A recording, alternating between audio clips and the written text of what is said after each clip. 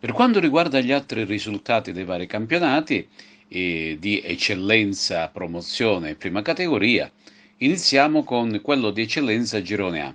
Dopo gli anticipi del sabato, spiccano le nette vittorie delle agrigentine Casteltermini, Canicattì e quella di misura del Pro Favara che si aggiudica il derby con l'Unitas Sciacca. Il Casteltermini rifila ben 4 reti ai padroni di casa del Marineo e mercoledì prossimo gioca il recupero della prima di campionato con l'Acregas.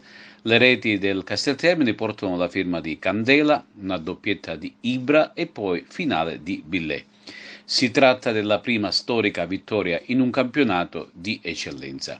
A decidere invece il derby Pro Favara Unitas Sciacca è sempre il giovanissimo Alessandro Contino, mentre il Canicattì espugna il campo della Folgore di Castelvetrano grazie ai gol di Caronia e Matera. Termina invece in parità il derby tutto nisseno tra Nissa e San Cataldese.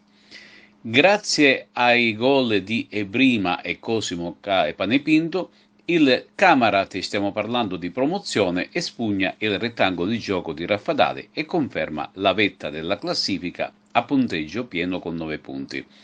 Si è giocata infine la prima giornata del campionato di prima categoria Girone G. Termina in parità il derby del Saraceno tra il Ravanusa e l'Empedoclina.